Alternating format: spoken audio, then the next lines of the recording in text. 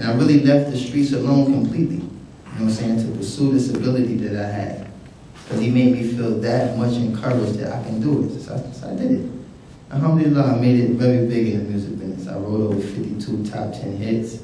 Y'all probably only count maybe about 5 videos. So that's all Loon video, about 5 good songs. But you know, I wrote a lot of other big records, like, you know, I Don't Want to Know, Mario Wine. I wrote a lot of big records that people didn't understand I wrote.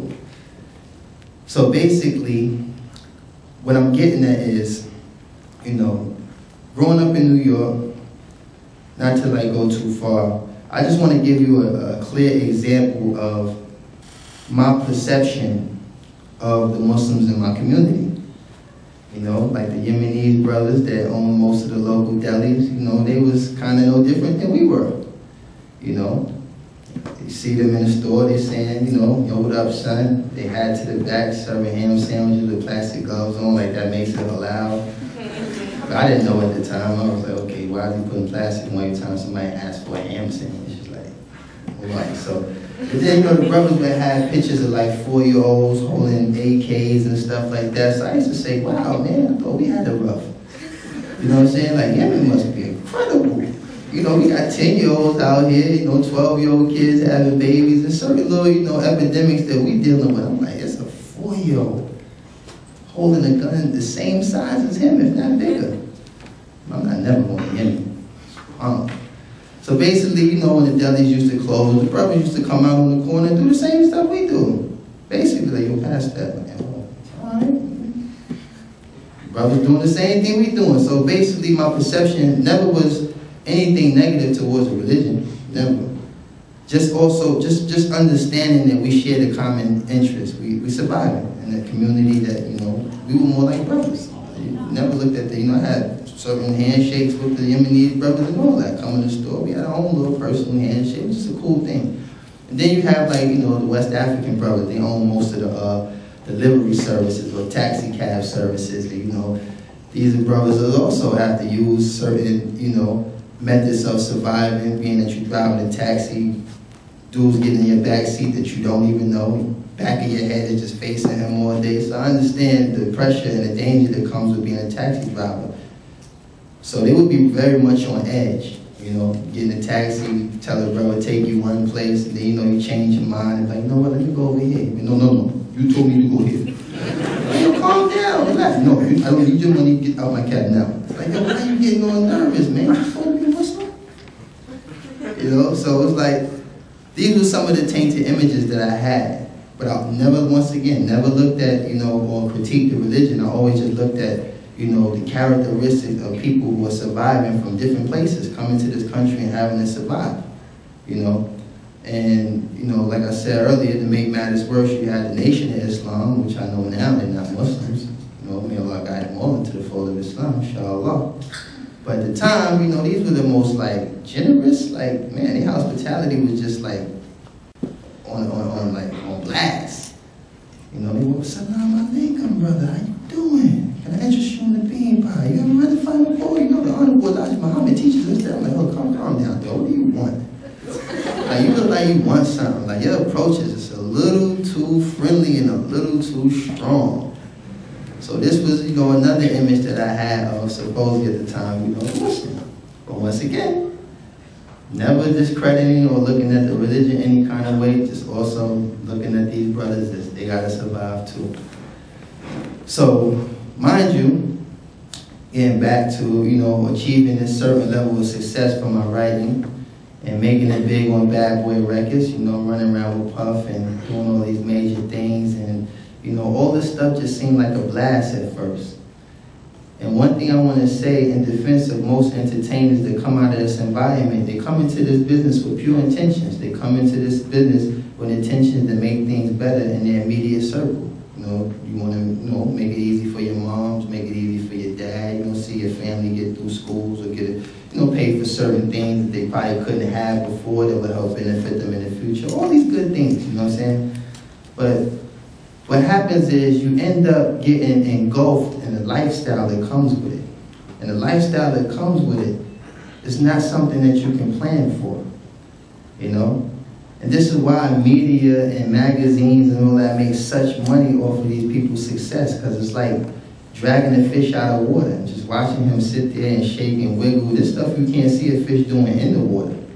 But when you pull them out the water, it's like a show. Like, look at him, he's just wiggling. Like, you know what I'm saying? And they get a kick out of this, you know what I'm saying? So it's like, basically, dealing with the success, I found myself doing things that, you know, became so repetitive. I started to find myself constantly doing sinful things and constantly sharing space with sinful people and always, every day, in sinful environments.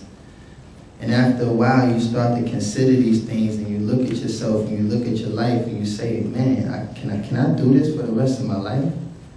Can I be like this 40-year-old guy up there trying to keep up with these 19-year-old rappers and, you know what I'm saying, and all this stuff that comes with being successful? And this is where the oppression starts to sit in.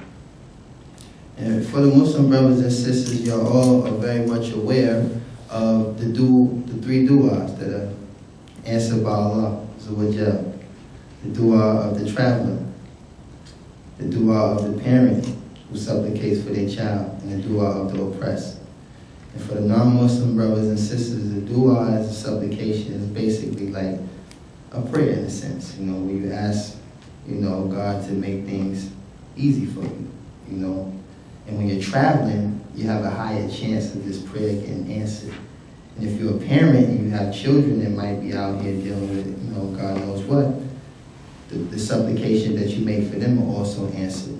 And for the oppressed, doesn't matter if you're Muslim or not, Allah answers these du'as. You know, the oppressed person, you know, and Allah is merciful. He answers the oppressed. So basically, my point is, I know these things now, but at the time I never knew that this oppression that I was feeling was being answered. Because when people see these 3-minute and 40-second frames of, you know, this wonderful lifestyle that this guy's living, he could never possibly be upset. Every time I look, the man is stepping off a helicopter, stepping off a plane. He's just always around a palm tree or something. Like, this dude is just having a ball, man. There's no way in the world this guy could ever be oppressed. Look at his jewelry. If you can, like, it's like, man, like, you know. So all these things, you know, played a significant role in, you know, expressing a certain level of success. And to the viewer, you only see in one dimension. But to me, it's multiple impressions to the person I am. But I'm only stuck with one. And then being that I chose like a mainstream audience and I chose or targeted the female audience and did songs that wasn't at all really derogatory towards women. I never slandered or tried to tarnish the credibility of women. So it kind of put me in this light of being like the wedding singer. It's like, this guy needed girl part 12. Like, you need a girl, man. Like, dude, need another girl. Like, what's wrong with this guy? You know what I'm saying?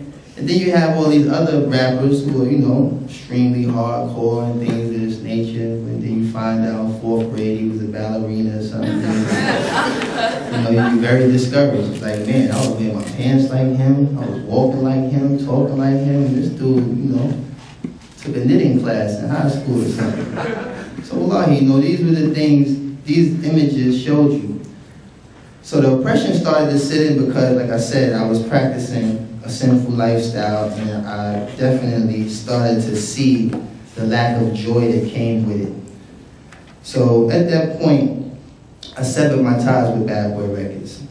I felt like, you know, even if I was able to find a way to suffice some of the issues in my own life and career, I'm still stuck with running around with Puff. You know, his lifestyle is very, very complex, you know. It's like actually just standing in this man's shadow just affords you to deal with issues that are not even yours. You know what I'm saying? So once I severed my ties with Bad Boy, I really started traveling at that point. You know, I had made a nice, handsome amount of money, and I just felt like, you know what, I'm going to go see the world. But mind you, I'm an 8th grade dropout, you know what I'm saying? I'm a predicate felon. My education came from traveling. It wasn't successful at school. Remember I told you, math, you already know we need math to get by. I couldn't pass math, but I can count. Counted that in the morning.